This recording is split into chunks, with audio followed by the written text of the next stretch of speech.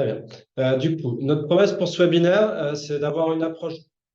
Enfin, voilà, c'est pour vous apporter les éléments pour avoir une approche globale pour réfléchir à la prévention des déchets importés en déchetterie et connaître des retours d'expérience inspirants sur lesquels on a pu travailler. Hop là. Et du coup, en 2023, Théop, qui on est? Ouais. Allez, Donc, TEP en 2023, c'est une équipe donc composée de 8 personnes qui travaillent sur divers sujets. Donc, l'un des sujets prédominants, c'est la prévention des déchets, qui va en partie nous intéresser aujourd'hui. La formation à l'économie circulaire. Donc, on propose aussi l'accompagnement d'acteurs de l'économie circulaire dans leur stratégie de développement.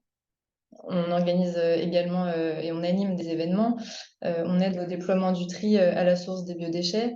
On a également eu l'occasion d'accompagner des territoires, donc à l'exemple d'un département sur la mobilisation bas carbone. Et on accompagne également des territoires dans le cadre des cotes. Donc, toutes ces missions, c'est à chaque fois l'occasion pour TEOP de proposer de développer de nouvelles thématiques en lien toujours donc, avec la transition écologique et notamment via des stages. Donc, c'est un stage qui a étudié donc, ce sujet de la prévention des déchets en déchetterie qui fait l'objet donc, du webinaire d'aujourd'hui. Alors, avant ça, on va revenir sur les éléments de contexte donc, qui ont fait que cette étude s'est lancée. Donc, quand on regarde ces courbes donc, de l'évolution de la production de déchets en France depuis les 12 dernières années, entre 2009 et 2021, on s'aperçoit qu'il y a des tendances qui sont assez contradictoires. Donc, il y a les ordures ménagères résiduelles qui diminuent et les déchets apportés en déchetterie qui augmentent en tonnage. Donc, si on veut donner quelques chiffres, l'augmentation des déchets en déchetterie, donc c'est plus 28%. Et parmi ce qui est apporté en déchetterie, il y a notamment les végétaux, donc, qui, eux, ont subi une augmentation de 13% depuis 2009 d'apport en déchetterie. On a aussi des encombrants. Donc, si on passe à la slide suivante, ça correspond donc à 34% d'augmentation sur les encombrants, avec une nette augmentation depuis 2015. Et enfin, sur les déblais et les gravats, on est sur une augmentation, si on passe à la slide suivante, de l'ordre de 18%. Donc, ces constats, ça fait que donc, TEOP, qui accompagne également donc, des acteurs dans l'élaboration des plans, des programmes de prévention des déchets, ça nous est apparu assez nécessaire d'aller regarder ce qui se passait donc, au niveau des déchetteries et de voir quelles solutions pouvaient être proposées pour justement essayer de limiter ces apports. Et donc pour ça, il y a différentes études qui ont déjà été menées et dont Marc-Antoine va vous Ouais. parler. Donc, depuis 2020, nous avons tenté de répondre en partie donc, à cette question de comment réduire les déchets en déchetterie. Et on y a répondu en partie, notamment à travers le contrôle d'accès en déchetterie. Est-ce qui permet de réduire les apports? Alors, la réponse a été oui, sous certaines conditions. Et on a été chercher des exemples de collectivités qui avaient réussi à inverser la tendance en termes d'apport des déchets verts. Et donc, les résultats de ces études sont disponibles via deux synthèses. Et du coup, vous pouvez télécharger le contenu en scannant le QR code qui est présent à l'écran qui renvoie vers notre site internet, hein. Vous pourrez aussi les trouver sur notre site internet en tapant, en faisant de la recherche Google. Et puis, le 12 décembre 2022, nous avons aussi réalisé un webinaire avec mon collègue David Corr pour présenter le résultat de ces deux études. Euh, Lors de ces études, il y a la place de l'usager qui est fortement ressortie, notamment sur son accompagnement au changement de pratique, hein, notamment sur les déchets verts, hein. Donc dans notre réflexion, il y a plusieurs pistes qui sont ressorties, notamment comment intégrer la prévention des déchets dans la conception d'une déchetterie, d'une nouvelle déchetterie, hein, par exemple.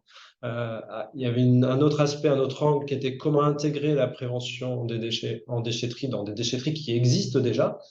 Et puis le dernier angle auquel on a réfléchi, c'est comment intégrer la prévention des déchets de déchetterie dans un plan local de prévention, par exemple.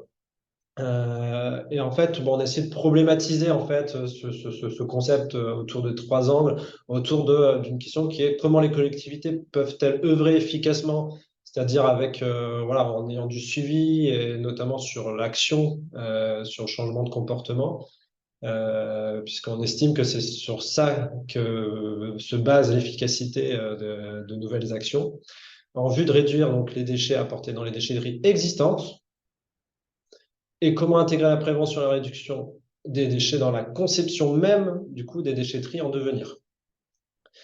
Voilà la question à laquelle on a essayé de répondre et puis on a un peu essayé de la synthétiser en une simple question qui est comment les collectivités prennent-elles en compte le parcours usager dans leur stratégie territoriale de réduction des déchets apportés en déchetterie, puisque quand on prend ces trois angles, finalement, on se retrouve à avoir quelque chose de plus global et très tourné vers l'usager. Et donc, pour voilà, c'est presque une redite, on va dire. C'est une autre manière un autre angle de vue pour présenter la problématique et les trois aspects.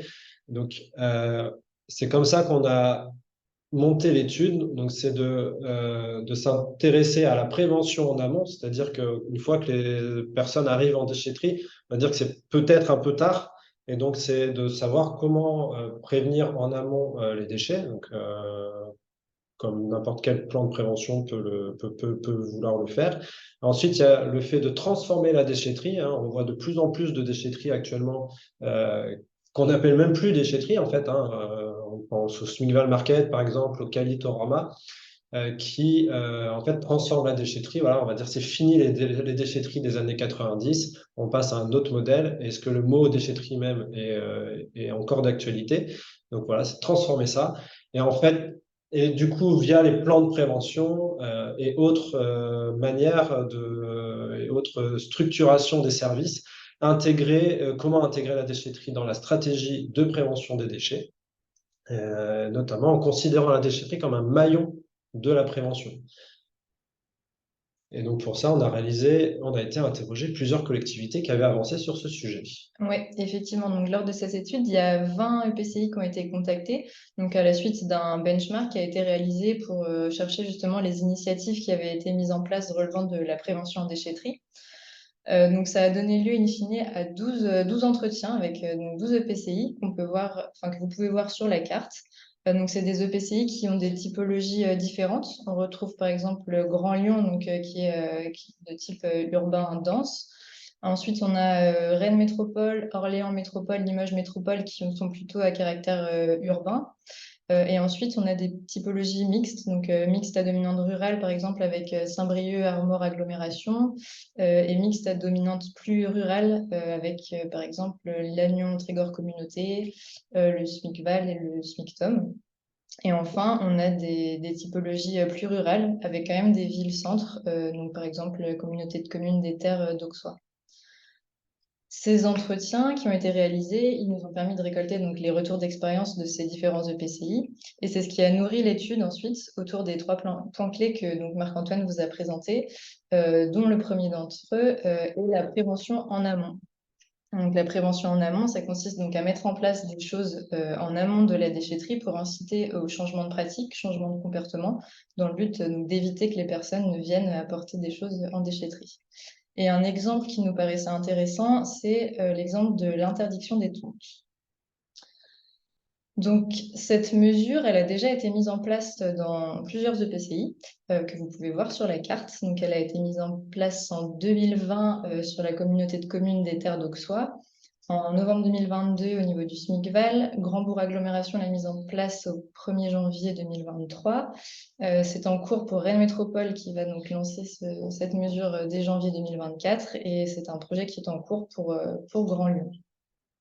Donc cette mesure, elle part du constat que les déchets verts donc, représentent, comme on l'a vu tout à l'heure sur les graphiques, une grande part de ce qui est apporté en déchetterie. Et dans le cas des tontes en particulier, ce qu'il faut savoir, c'est que c'est quelque chose qui concerne qu'une faible part de la population. Donc, il y a une étude qui a été faite par Rennes Métropole qui montre que la population visée par cette mesure d'interdiction des tontes, c'est seulement 8% de la population. Et donc, plus généralement, 85% des apports de végétaux qui sont réalisés sont faits par 25% des foyers de Rennes Métropole. Donc, le fait que ça concerne qu'une faible part de la population, ça facilite un petit peu aussi l'acceptabilité de la mesure. Cette acceptabilité, elle va aussi de pair donc avec des leviers qui sont existants ou à mettre en place sur le territoire et différents facteurs de réussite, pareil, qui peuvent être existants ou à mettre en place. Parmi eux, on a donc une communication forte à développer en fait en amont, qui va passer potentiellement par plusieurs phases, qui va avoir lieu dans les déchetteries, mais aussi à l'extérieur, via des canaux de communication, les sites internet, etc. Et qui va inclure aussi un changement dans le vocabulaire utilisé. On va essayer de plus parler de déchets verts, mais plutôt de végétaux, pour changer un petit peu l'imaginaire autour de ce qui était avant considéré comme un déchet. Parmi les facteurs de réussite, donc, il y a aussi mettre en place des permanences d'agents en déchetterie qui puissent expliquer, etc., aux usagers, des offres de formation, la distribution de composteurs. Le portage politique et l'exemplarité des communes, c'est aussi un levier important. Dans les leviers, on a aussi l'harmonisation des règlements suite à la fusion de plusieurs Comcom, qui peut être important. Dans des retours d'expérience, certains ont aussi parlé d'études préalables, donc qu'ils ont faites avant de mettre en place la mesure pour voir quelle acceptabilité elle pourrait avoir auprès des usagers. Les mesures peuvent aussi être mises en place en parallèle du contrôle d'accès. Et enfin, on peut aussi proposer, certains EPCI ont proposé un accompagnement des communes qui sont membres. En termes de facteurs de réussite, c'est aussi intéressant quand les professionnels, donc les paysagistes, ont une gestion interne des déchets, ou alors, enfin de leurs déchets verts ou de leurs tontes, ou alors il faut pouvoir leur proposer peut-être des alternatives comme la méthanisation. Donc ces REX, ils témoignent d'une mesure qui a été globalement bien acceptée, qui a permis de conduire à des économies et aussi à une baisse de fréquentation dans les déchetteries. Donc quelque chose qui est quand même assez intéressant. Donc en complément de la prévention en amont, convient aussi d'inclure directement au cœur des déchetteries ce sujet donc, de la prévention des déchets en déchetterie. Et pour ça, donc, il y a un rôle crucial des aménagements, de l'expérimentation et la co-construction avec les acteurs locaux va aussi avoir un rôle important. Alors, au cours de l'étude, on a identifié trois situations parmi tous les REX donc, qui ont été étudiés. La première, c'est lorsque le PCI dispose d'un espace disponible qui est suffisant et d'un budget qui est conséquent, donc ce qui va en général de pair avec un portage politique assez fort. Et dans ces cas-là, ça peut donner lieu à des choses comme au SMICVAL, donc avec les SMICVAL Markets, ou au Calitum avec le Calitorama, donc des changements complets, comme tu disais tout à l'heure, Marc-Antoine, dans la perception même de la déchetterie qui change complètement de nom. La deuxième situation qui a été identifiée, c'est lorsqu'il y a peu d'espace disponible, mais potentiellement des recycleries à proximité ou un maillage d'acteurs intéressant. Dans ce cas, dans beaucoup de cas, les territoires ont mis en place au sein des déchetteries des zones de réemploi qui pouvaient aller de pair avec un contrôle d'accès. Et dans ce cas, il est souvent intéressant que le contrôle d'accès ne décompte pas les passages pour le réemploi. Et enfin, le troisième cas identifié, c'est lorsqu'il y a peu d'espace disponible, peu de solutions. Et dans ce cas, on arrive plus sur une réflexion territoriale plus globale qui peut mener éventuellement à des expérimentations. Et on peut voir émerger dans ce type de situation des choses comme des déchetteries mobiles, par exemple. Pour la suite, Marc-Antoine va vous présenter quelques exemples pour justement montrer comment on peut proposer cette nouvelle expérience usagée dans les déchetteries. Merci Anis. Effectivement, donc, comme l'a présenté Anaïs, on voit que l'expérience usagée est au cœur en fait de la réflexion, hein, l'aménagement, la visibilité des espaces, etc. Et donc c'est l'idée derrière en fait qui est ressortie hein, de ces nouvelles initiatives, c'est concevoir un aménagement de la déchetterie qui favorise la prévention des déchets, tout en offrant un service agréable aux usagers.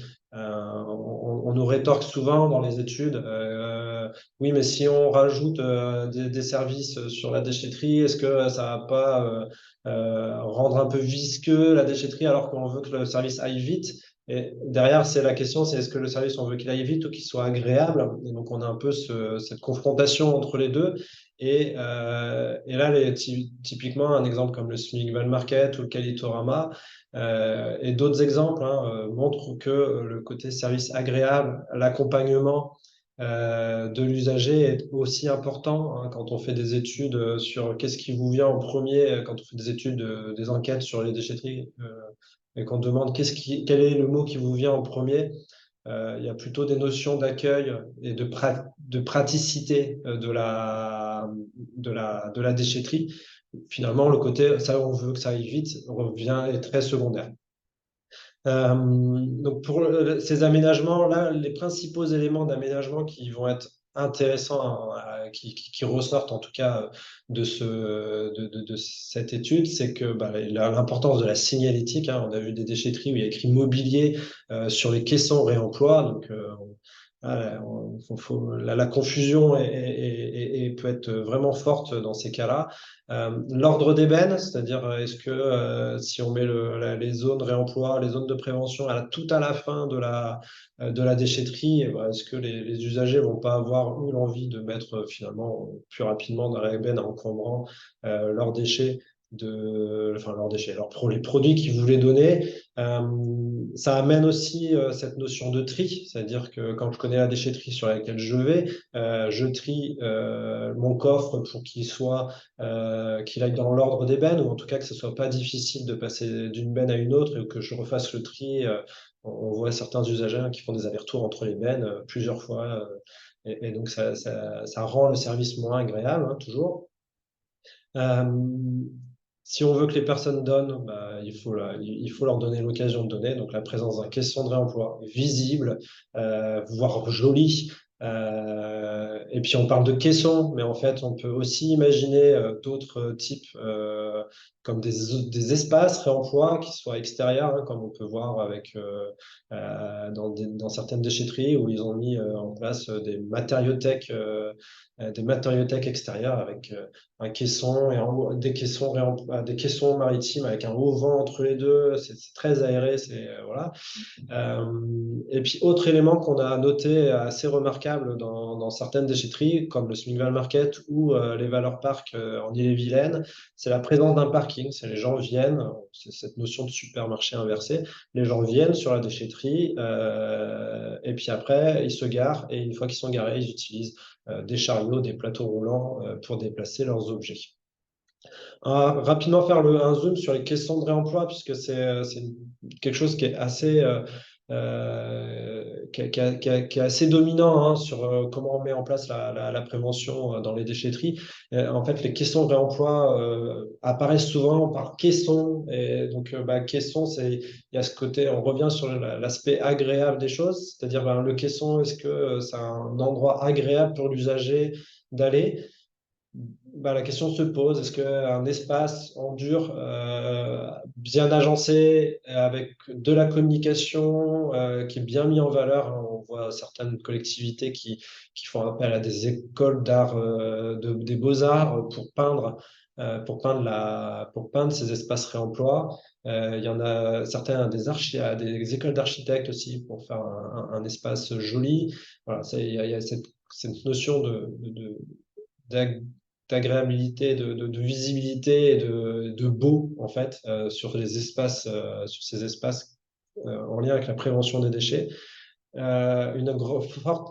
Très grande importance de la formation des agents valoristes. Si on veut détourner des bons produits et être légitime auprès des acteurs du réemploi, les autres acteurs du réemploi, il faut pouvoir leur donner un gisement qui est de très bonne qualité. euh, Anaïs en a déjà parlé. C'est vrai que si on vient en déchetterie et qu'on doit payer, entre guillemets, c'est quand le contrôle d'accès, voilà, on dépasse le seuil autorisé et qu'on se retrouve à devoir payer pour déposer un don, finalement, on va peut-être pas le faire.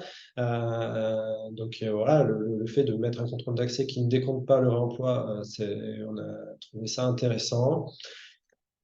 Euh, comme bon, j'en ai déjà parlé, hein, l'aménagement de la déchetterie et l'ordre d'ébène qui fait que bah, le passage par la zone réemploi soit le plus rapide possible dans la déchetterie, ne pas attendre d'être au bout et puis déjà presque en train d'accélérer pour sortir, qu'il faudrait mettre à cet endroit-là le réemploi. Et puis, notion un peu compliquée pour les collectivités à mettre en place, c'est proposer la gratuité. Hein, voilà, c'est des choses qui reviennent régulièrement. Et puis, qui dit question de réemploi ou zone de don dans les recycleries, etc., dit déplacement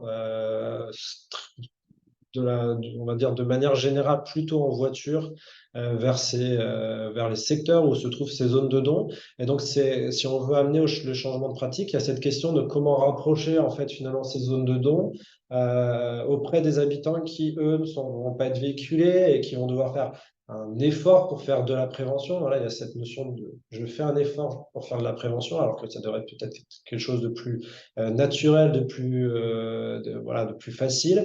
Et donc, il y a cette notion de déchetterie mobile, recyclerie mobile. Alors on parle de déchetterie mobile, puisqu'on est sur le terme de la déchetterie. Et donc, du coup, d'avoir une déchetterie qui inclut, comme n'importe quelle déchetterie, une déchetterie mobile qui inclut un espace réemploi. Et donc, on a essayé de schématiser, on ne va pas rentrer dans le détail sur ce schéma, simplement on essaie de schématiser, on est parti d'une recyclerie existante en essayant de faire un schéma où est-ce qu'on mettrait les bennes par rapport aux différents retours d'expérience.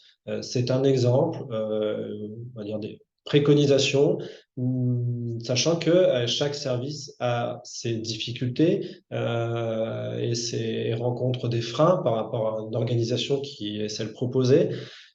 Donc on retrouve quand même ce local réemploi, la zone de gratuité en amont hein, le plus possible de la déchetterie, sachant que alors, je dis ça, après, on voit qu'il y a la plateforme déchets verts et gravats qui est en amont.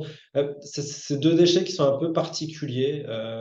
Parfois, les gens viennent que pour ça. Et voilà, de l'avoir à part du reste des bennes, c'est pas forcément gênant que ça soit avant, après cette zone dédiée à la prévention.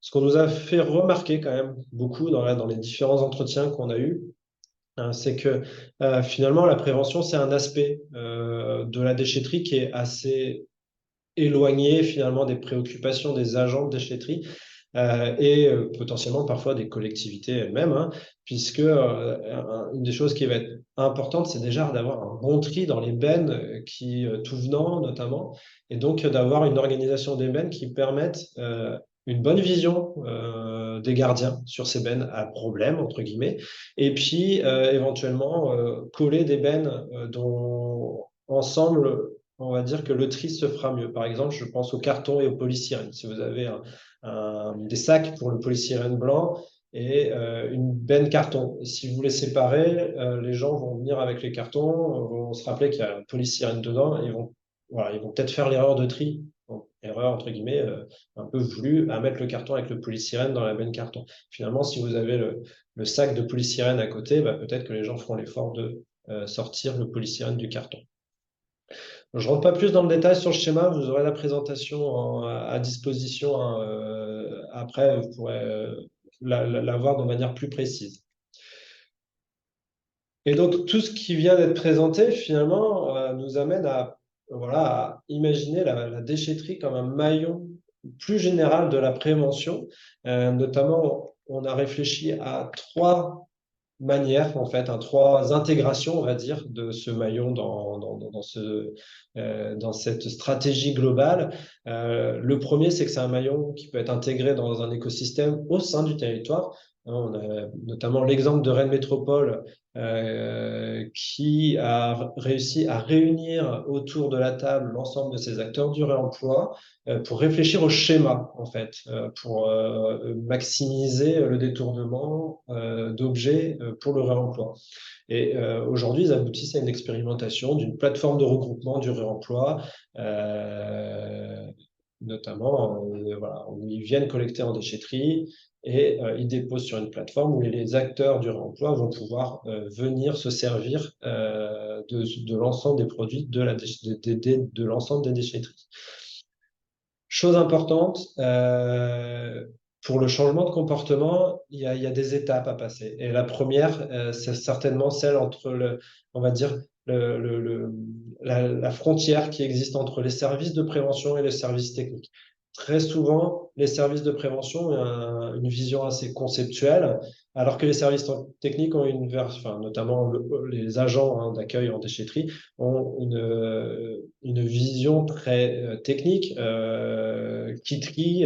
Voilà, parler aux agents de déchetterie du jardinage au naturel, peut-être que ça leur parle pas. Eux, ils vont plutôt parler voilà, où est-ce que je mets ma pelouse, où est-ce que je mets mes tailles, et puis et ça va être très plus basique que parler du jardin naturel. La prévention, même le terme prévention peut être parfois déjà compliqué.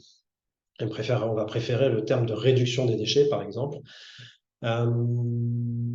Et pour faire, donc, voilà, il y a la création, voilà, c'est des retours d'expérience nombreux qu'on a eu là-dessus, c'est la création d'une genre de solidarité en fait entre les services techniques et les services prévention pour parler et harmoniser en fait ces pratiques de prévention, ces notions de prévention, et ce qui va permettre aux agents techniques d'être porte-parole auprès des usagers.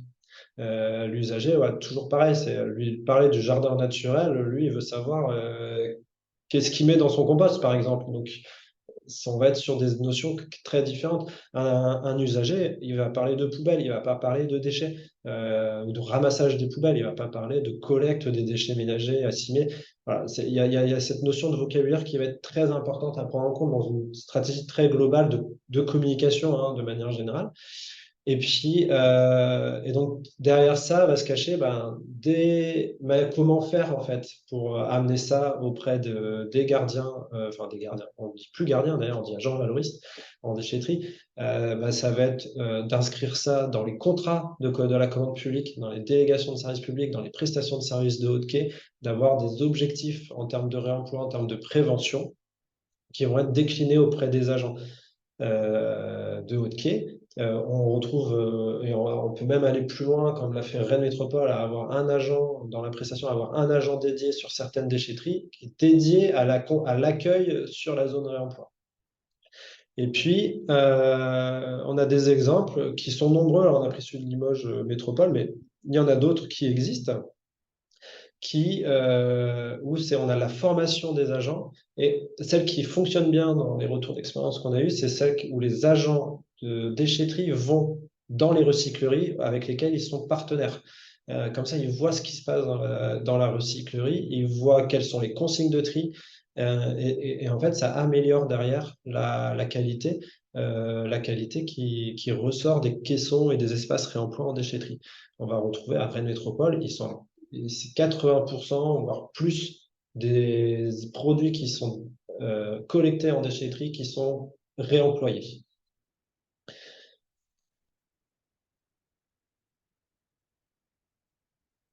Et donc, avant vos questions, on va avoir une petite conclusion. Donc, on voit de nouveaux types de déchetterie apparaître. On en voit beaucoup. On a parlé de Smigval Market, Calitorama. Il y a la déchetterie du futur à Saint-Brieuc-Armand Agglomération. Il y a Rennes qui est en train de travailler sur un nouveau système avec ses acteurs du réemploi. Il y a les Valeurs Park. Il y a Blois qui a travaillé aussi sur une déchetterie du futur. Voilà, ça voit le jour. Parfois, on ne parle même plus du mot déchetterie.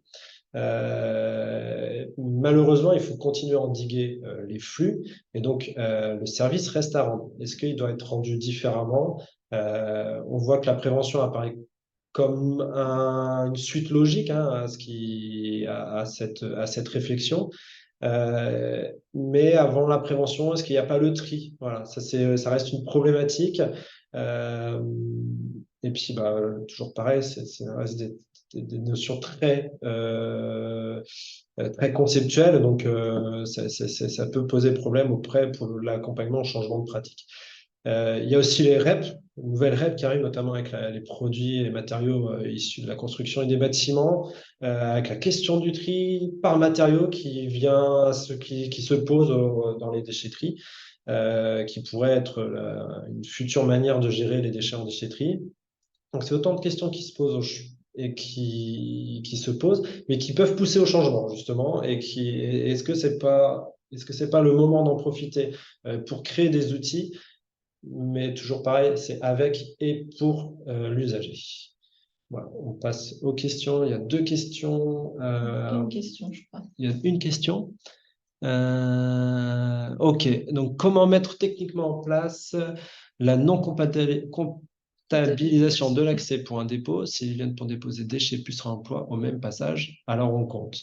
Bah, du coup, s'ils viennent déposer des déchets, j'ai envie de dire, a priori, c'est qu'ils viennent pour...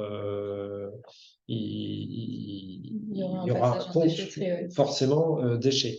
La question était plutôt, c'est si je viens que avec le réemploi, que avec un don pour le réemploi, est-ce qu'on décompte? Après, on peut imaginer un système incitatif de venir en déchetterie avec des dons où on peut, par exemple, effectivement, ne pas compter ce dépôt-là, et, potentiellement. Est-ce qu'il y a d'autres questions? Vous pouvez les poser à l'oral si vous voulez. Alors, hop, touc, touc, touc.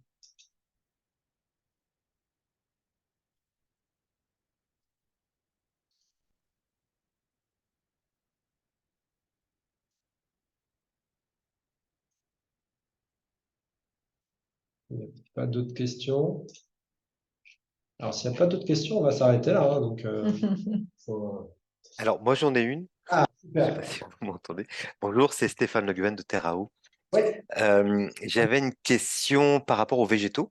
Oui. Est-ce qu'il a été abordé la question du tri des gisements sur les plateformes végétaux? Euh, Je pense, enfin, pour séparer les flux, très bien. petits branchages, gros branchages, tontes, feuilles éventuellement, etc. Est-ce que c'est quelque chose que vous avez recensé? Alors, non, on n'a pas recensé ça. Après, on a recensé d'autres. Alors, on a décidé là pour ce webinaire de présenter juste les tontes, l'interdiction des tontes, parce que c'est un peu le sujet en vogue. Il y a un super exemple avec Rennes Métropole. Je suis désolé, on parle beaucoup de Rennes Métropole, mais c'est un exemple sur les tontes là, assez intéressant. On pourra y revenir après. On a parlé aussi, en fait, on a parlé de tout ce qui est gestion à la parcelle plutôt des végétaux. Donc, une fois que les personnes, inciter les personnes à gérer à la parcelle. Euh, on n'a pas été dans ce détail de tri. Par contre, on a été interroger les collectivités sur le broyage, notamment en plus de l'interdiction des tontes et le compost.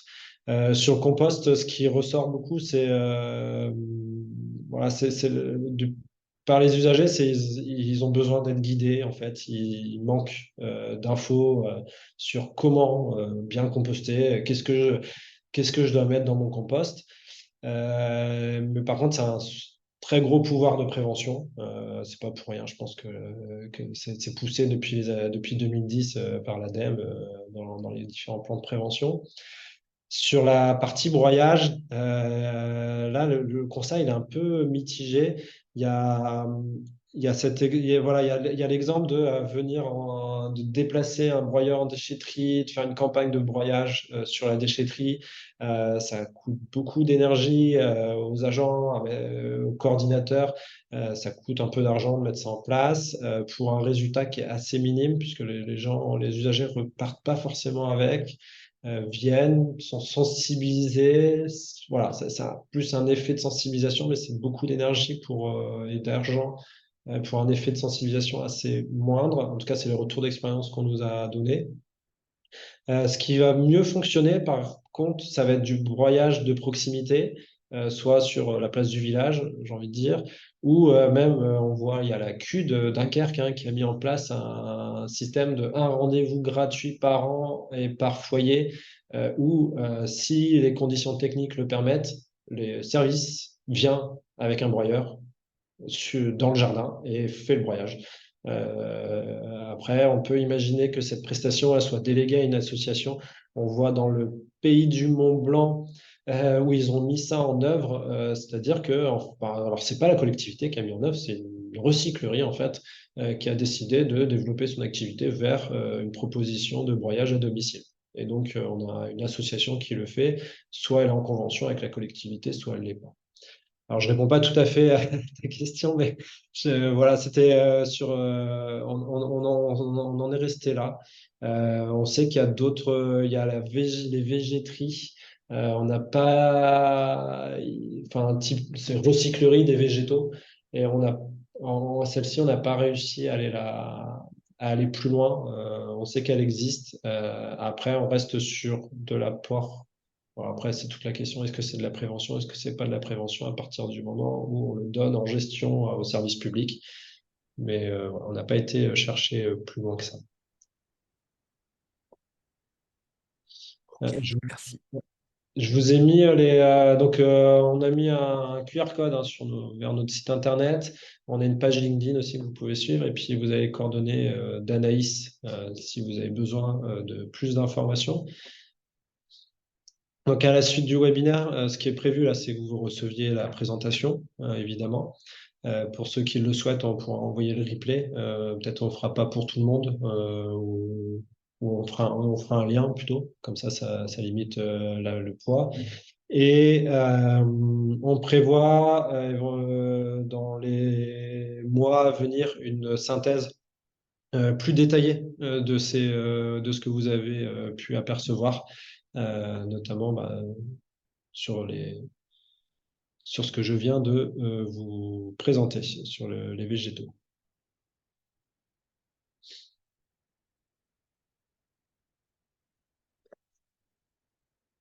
On attend 14 heures, hein, d'ici 5 minutes, s'il y en a qui ont une aspiration pour une question, on vous laisse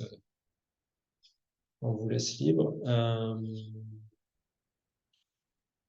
J'en ai une autre. Ouais, allez, vas-y. Est-ce que la question de... Bon, mon sujet, c'est plutôt les végétaux, hein. Enfin, le bas de quai que les hauts de quai. Mais est-ce que la question de la caractérisation de ce qui est apporté en déchetterie en termes de végétaux a été évoquée ou il y a une tentative quelque part? Alors, on n'en a pas entendu parler. Alors, peut-être que dans les études préalables, on a quelque chose on n'a pas fouillé. Et puis là, j'ai pas en tête. Il faudrait que je retourne je me note la question au cas où je trouve une info là-dessus. Ok. Euh, non, alors on a plutôt caractérisé les usages du coup. Enfin, on a plutôt vu des caractérisations d'usage pour se rendre compte que certains territoires, en fait, finalement, c'est quelques pourcentages des usagers qui viennent en déchetterie pour les végétaux, malgré des apports immenses de déchets. Donc, les études préalables, nous, on a plutôt, vu qu'on a orienté quand même cette partie d'études, enfin, cette étude vers plutôt le changement de pratique et le parcours usager, on s'est plutôt contenté c'est ce qui est déjà un grand gros sujet. Du coup, on n'a pas eu le temps. On n'a pas eu le temps de fouiller ça, mais du coup, c'est intéressant. J'imagine que ça existe, hein, des caractérisations sur les bennes végétaux. Je demanderai aux collectivités avec lesquelles on a l'habitude de travailler qui ont fait des caractérisations en déchetterie.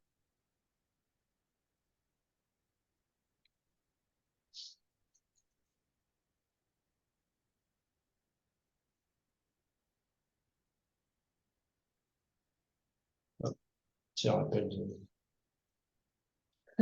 Du sondage.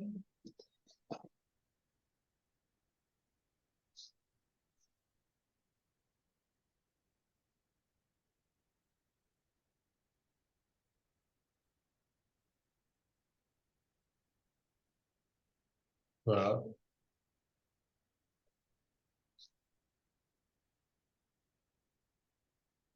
A priori, pas d'autres questions. Excusez-moi. Oui. Oui, c'est Thomas, au SMICTOM Val-Corrèze. Moi, j'avais une question par rapport au- à la décision de ne plus accepter les tentes de pelouse Oui. dans certaines déchetteries. Moi, je suis sur un territoire qui est limitrophe avec Rennes Métropole et la question qu'on se pose, c'est est-ce que il existe des effets de bord là où ça a été mis en place? C'est-à-dire, est-ce que des usagers, par exemple du SMICVAL, se sont tournés vers d'autres déchetteries hors SMICVAL pour aller déposer leur tonte de couze? Est-ce que ça, Euh, c'est quelque chose qui vous a été remonté ou pas du tout? non, non, ça nous a pas du tout été remonté. On sait qu'il y a certaines études, notamment sur les contrôles d'accès, sur la tarification incitative, j'ai envie de dire, où on retrouve ces freins potentiels de voyage des déchets. Pardon, ça, c'est le tourisme des déchets. On va dire que c'est plus que les dépôts sauvages. C'est-à-dire que ça existe plus que les dépôts sauvages quand il y a ce genre de choses qui se mettent en place. Euh, mais ça reste assez anecdotique. Après, comme on l'a dit, c'est que ça s'accompagne. Là, sur Rennes Métropole, il y a un truc qui est hyper intéressant. En fait, je ne sais pas si vous avez vu, ils ont eu des reportages sur TF1 et ils ont communiqué un an avant la mise en place. Donc, Rennes Métropole recevait des appels en disant, mais je comprends pas, c'est mis en place. Non, non, c'est mis en place à partir du 1er janvier 2024. Et après, ce qui était assez intéressant dans cette com, c'est que le fait de dire, il y a ce côté appartenance à un territoire qui avance. Et ça apparaît sur TF1, les reportages. TF1, il est pas à charge, au contraire, hein, il montre une collectivité qui avance et qui va dans le bon sens. Et du coup, il y a ce côté. En fait, moi, voilà, je suis habitant de Rennes Métropole, j'appartiens à cette collectivité qui passe aux 20 heures de TF1. euh, et donc, dans le changement de comportement, il y a cet aspect-là qui est hyper important en termes de communication où se sentir, enfin, faire se sentir appartenir à quelque chose, à l'initiative de la part de l'usager. Voilà, l'usager Mm. se sent appartenir à un territoire qui avance et c'est plutôt fort. Je pense que ça a été une grosse force de Rennes Métropole sur ce sujet. Mais non, du coup, sur le tourisme des déchets, on n'en a pas entendu parler plus que ça. Après, les retours d'expérience sont assez récents et peut-être que vous allez peut-être que dans un an, on en reparle. Oui, Et et puis nous, on n'a pas de contrôle d'accès pour l'instant sur nos déchetteries, donc on se dit que potentiellement, on peut se retrouver avec du tourisme, des déchets verts chez nous. Mais vous parliez de changement de comportement, oui, ça a engendré des changements de comportement parce que nous, sur notre territoire, des gens ont compris qu'on n'acceptait déjà plus les deux. Alors que c'est pas notre territoire et que c'est seulement au 1er janvier 2024. Ouais, Ah oui, donc, Voilà. et de ce côté, appartenance, parce que si c'est Valcorbresse, hein, c'est ça, vous touchez Oui, Val-Cobrais, oui. touchez vraiment le territoire. Donc, j'imagine que l'aire urbaine de Rennes s'étend un peu sur votre territoire. Donc, les gens se sentent même appartenir à cette initiative, peut-être aussi. Possible, ouais. En tout cas, c'est des bonnes nouvelles. oui, une bonne communication.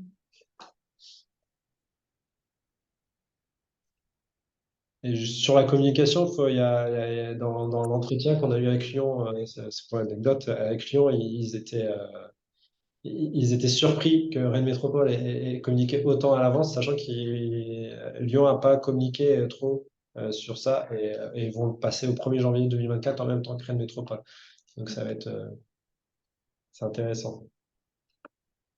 Voilà, différence aussi, on verra lequel a eu raison. C'est la bonne pratique. Donc voilà, il est 14h01, je vous propose de mettre fin à la réunion. Merci à tous pour votre écoute et pour ces questions. Et puis, et du coup, vous allez recevoir un mail dans la journée avec la présentation et les éléments qu'on s'engage à vous envoyer d'ici peu. Et puis, bon après-midi, bon courage et à bientôt. Merci beaucoup. Et, À bientôt.